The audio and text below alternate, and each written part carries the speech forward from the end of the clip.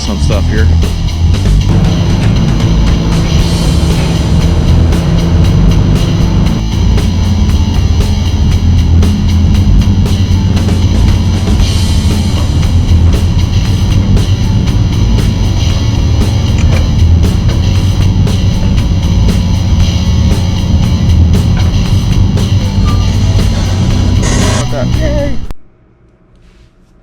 Hello, lever monkeys. Welcome to the show.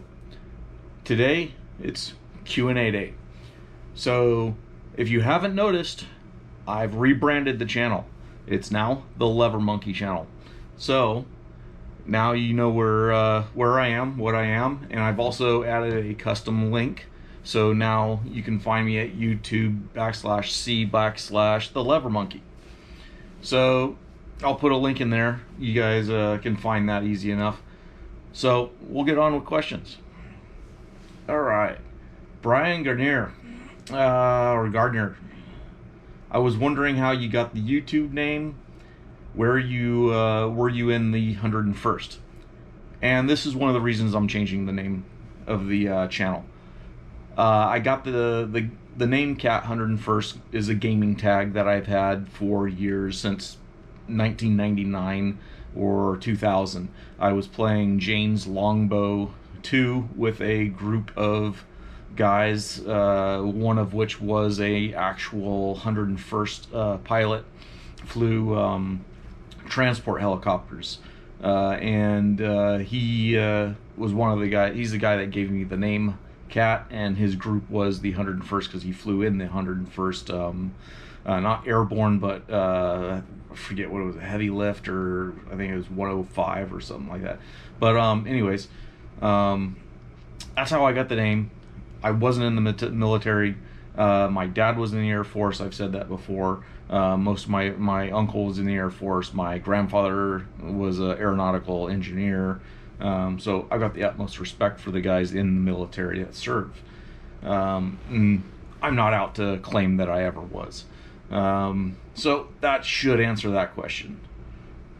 Jerry Livas, I like your videos. I enjoy watching them, but one question: why do you have to dig so far down, and why is the trench so wide? Well, that's pretty easy to answer. It's because that's the way the job was bid for. When our company bids a job, they get the plans, they see what's going to happen, and they predetermine a price point so they can make a bid on the job on how we're going to do it. So how the ditch is going to be dug is predetermined off a list of capabilities of operators and equipment. So the trench is dug per OSHA regulations, or what we have is we usually have an engineered letter that allows us to dig at a slightly narrower ditch of 3/4 to 1, and it gets approved, and that's what we have to follow. So I have the option of going wider if I don't think that it's safe enough, or if the conditions meet what our contract says, then we have to go to the 1-to-1 or 3/4 or 1 3/4, 1.5 to 1, or whatever the regulations dictate. Then we have to dig to those conditions. Well, okay, so the deep. I mean, some deals we're usually digging real deep because sewer is gravity fed, and we're tying in or going to a lift safe station that is which is the low point of a job. And so you start out really deep, and as you work further and further away from the lift station, your trench gets shallower and shallower. Okay. Reed Chapman. A good question for the next Q&A could be, when did you start getting into this work? The process, prior experience, etc. Okay, a little history. Little of my history. I actually started kind of in construction early on. My mom had her own oil and gasoline business doing tank pulls, remediation, things like that. I actually got my hazmat certification when I was 15 or 16 years old. Got 40-hour OSHA trained. Was going to jobs with her and doing things like just turning dirt, doing soil sampling, mostly geological soils testing, where you auger a 3-inch hole about 30 to 40 feet deep with a hand auger. Yeah, that was a lot of fun. It was an interesting process. So 6 inches at a time, pull the rod back up out of the ground, you put it in, you twist it a few times, pull the rod all the way back out, dump the dirt out. The soils guy writes down all the information, smells it, looking for gasoline and stuff. From there, going through high school and whatnot, I took a ROP program for heavy equipment. I caught a real interest in heavy equipment, my senior year in high school. Then the instructor pointed me towards the operating engineers. I took their pre-qualification test, and at the time, this was in '93, they were only taking 3 or 4 apprentices a year. So it was very difficult to get into the apprenticeship program. When I took the test in high school, I think I managed 89% on the entrance exam, which I guess was pretty high at the time. But I wound up not getting in that first year. I wound up getting in '94. I went through another program and got external training, which led directly into the union. So that was an extra stepping stone I had to take just to get into the union. But I did 6 months in that training program. They put me right in. I asked to say, hey, I think I'm ready to join the union and start working.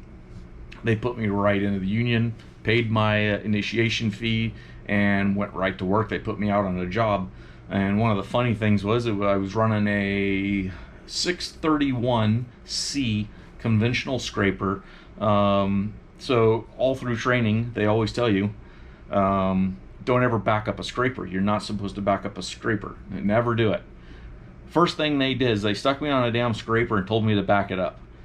It's just like, are you sure? It's like, yeah, back it up. All right. Threw that thing in reverse and backed it up out of where it was parked and took off. And I had a 245 excavator. We were digging out vernal pools, and he would load me. I'd take it and I'd create a spoils pile. That's all I did for about a year. Eventually, I got hooked up with a Undergroun company, and I decided I loved the Undergroun. Started out running a rod, grade setting, moved up to a loader. And I didn't know crap about Undergroun. I could run a backhoe. I learned how to run a backhoe on doing farm work. I grew up out in the country, but ran some blade, stuff like that. So I had prior experience before even joining the union. I had some farm work experience. So it was just a matter of taking that knowledge and stuff and moving it into what I was doing. But I wanted to be an excavator operator. I always have from the very beginning. Moved my way up. As I think it was about it's been about four years on a loader. Got really good at it, and then finally the company had some hard times. I went to another company. I think it was Kiewit I was working for. No, it wasn't Kiewit. Yeah, was it Kiewit? I bounced around a couple of different companies. I was working for Ford, Kiewit, and another company, FCI. Ran excavators for FCI and Kiewit. You're just a number at those big companies. So as soon as the job was over, off you go, back on the out of work list. Got a call back to the company that I had been working for. I'd gotten all my Undergroun experience with. I told them I didn't want to run loader anymore, and they got me a seat on a 200 doing backfill. That's where I started on excavator work, was just backfilling. Moved up, finally they gave me a chance, had some little things here and there to dig, little short runs for storm drain or something like that. Did that, and Eventually moved up into doing water services with backhoe, digging, then services with the excavator, small excavators. Eventually I moved into a pipe crew, setting pipe for like a year and a half. That's all I did was just pick pipe up, put it in the ground, and the laborers slammed it home. After that, then it was a matter, then I got my first shot at being a digger. Did that on one of the old machines that they had for about a year, and then I guess, and I had actually, at the time, it's funny because I was actually starting to think of quitting and going to another company that had better equipment. The owner came out and told me he had just bought it was used, but it was a Cat 350. It was a 1996 Cat 350, and this was in the year 2000 or 2001, so it was a few years old. They completely went through it, rebuilt it, did everything they need, rebuilt it, got it all running right, and that was my rig for the next 7 years. So that was pretty cool. And then after my first year digging, yeah, I broke things left and right. If it was made out of concrete, I probably destroyed it. The one thing I've never broke is a gas line. I've come really close to breaking a gas line. I've gouged them and stuff like that just because of certain situations you get into. There's like multiple lines. You think you found it, and then you go to take your next bite. Oh my God, there's another one, and that thing happens. So I hope that gives you a little idea of some of my background experience and how I worked my way into the union. All right. Ewan McLean. Okay. I hope I didn't destroy that name. Why do you have legs on the manhole box? This comes from the setting manhole box video.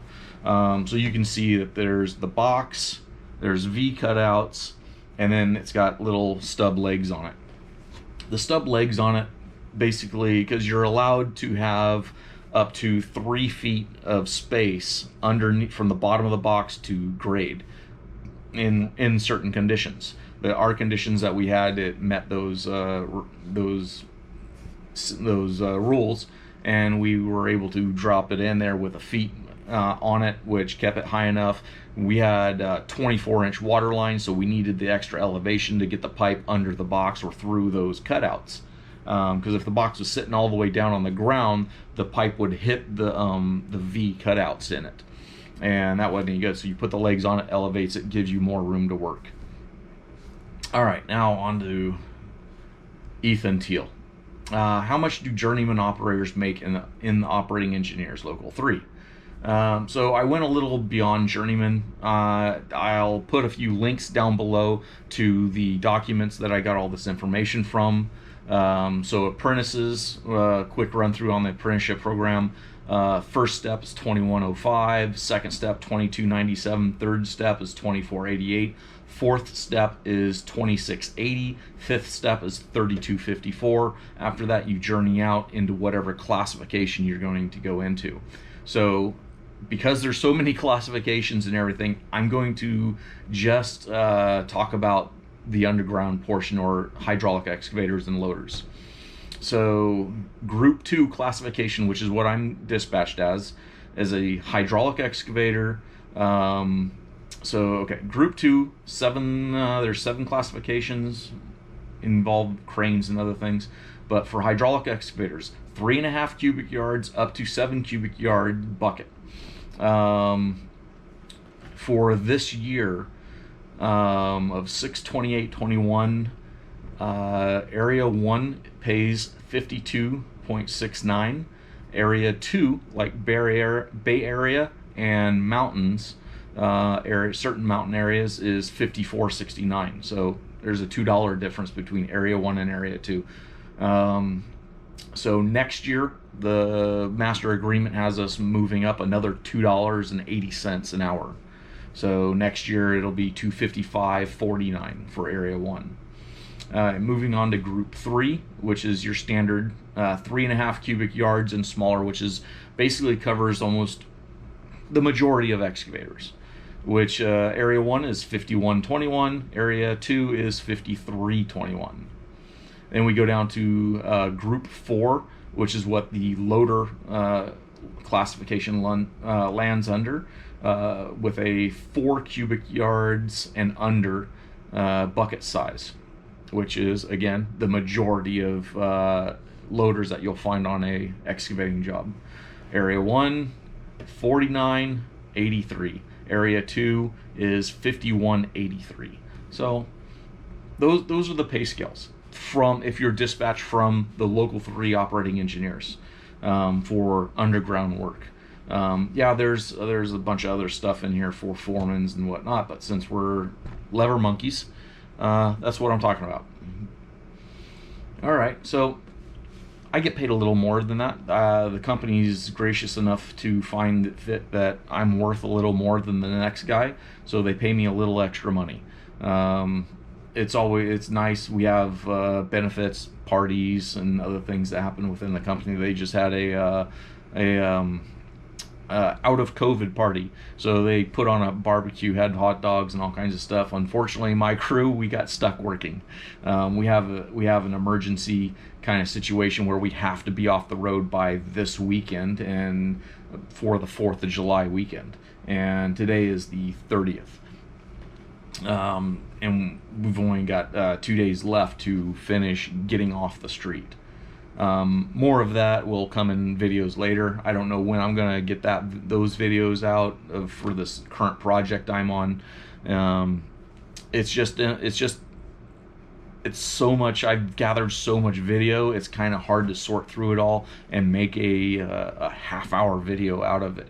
I'm still relatively new to this video editing stuff and trying to create a story out of this, and I want to do the story justice and not give away anything that we're not supposed to be giving, that I can't give away within the company. Protect people and whatnot. It takes a lot of time to sift through all that and make sure I'm not putting anyone that in the videos that's not supposed to be in the videos. You know, it's a pain. So anyways, I hope you guys got some good information out of this, learn a little bit about me. If you have any questions for me, put them down in the comments. Right now I'm still able to read all your comments, and I reply to as many of them as I can. So yeah, hit me up, leave a comment down below or a question down below. I'll put it on my list for the next question and answer video. So hit the like button or the dislike button, whichever it is. Leave a comment. Subscribe if you're not already subscribed. I know a lot of you guys that watch these videos are not subscribed, so that's crazy. Why wouldn't you subscribe? It's easy. You hit the button, you get notified when I put up a video. Alright guys, I'll talk to you all later. I hope you enjoyed the video. We'll see you next time.